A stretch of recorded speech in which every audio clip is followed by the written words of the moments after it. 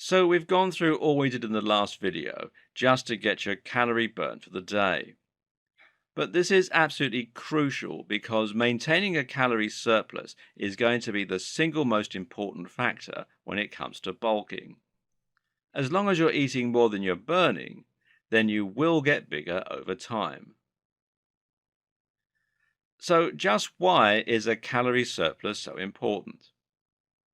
Well, the first and most obvious reason is that building muscle requires energy.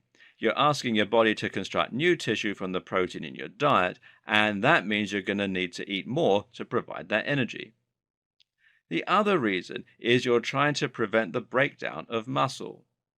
When you're low on energy and your body is forced to burn fat, it goes into a catabolic state. First, your body notices your stomach is empty. This causes a release of ghrelin, the hunger hormone. That in turn triggers the release of cortisol, the stress hormone, which is designed to encourage your brain to go and seek out food. Your body is now in a catabolic state where it will burn fat and use it for fuel. But that cortisol also triggers the release of something else, myostatin. Myostatin is one of the single biggest enemies of bodybuilders because it tells the body to break down muscle. Muscle is very energy demanding and not very energy efficient. As we've seen, simply having muscle increases your BMR. Thus, if you're starving and your body is low on the sugars and ATP it needs to run, it's going to want to break down muscle and certainly not prioritize it for building. What's more, this will release some additional energy that your body can use. So, being in a calorie deficit puts you in an anxious, skinny, lean, and efficient mode. Conversely, though, when you eat large amounts of calories, it lets your muscles swell up because you're creating the right environment. Your body will store some of that energy as glycogen, right in the muscle cells, and make them look even bigger. And when you provide the correct stimulus for growth, your system will respond by building. This is also why rest is so important and why you need to train without exhausting yourself. The goal of training is not to burn calories, just to provide stimulus for growth.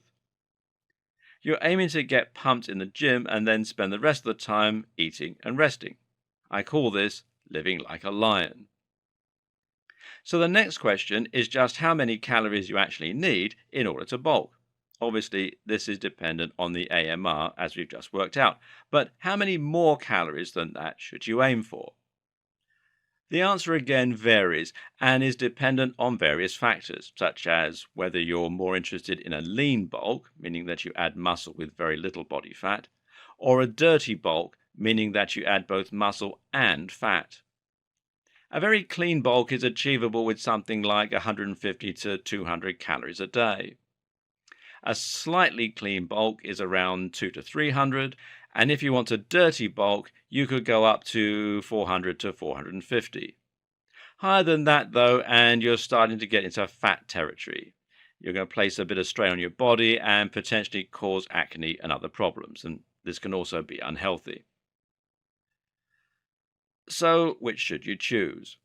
Well, if you're someone who's very skinny and you're just starting out, you can go for a pretty dirty bulk with a surplus of 300 to 400 calories. Because right now, you're probably in a position where you want to be a lot stronger.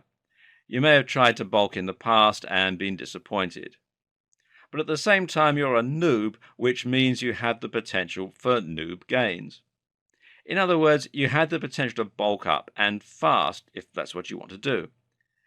And in your current situation, it probably is what you want to do as well. Later on, you can do a short-cutting cycle in order to bring your body fat back down and reveal the definition and striations.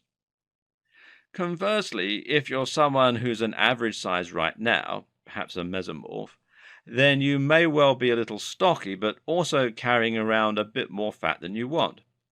If you're already at around 12 to 15% body fat, then you'll probably want to avoid adding too much extra, and so in that case, you'll do better to bulk a little slower without so much excess. And finally, if you're someone who is at or around their genetic potential, or you're someone who is already in good shape, then a clean bulk is the safest way to go.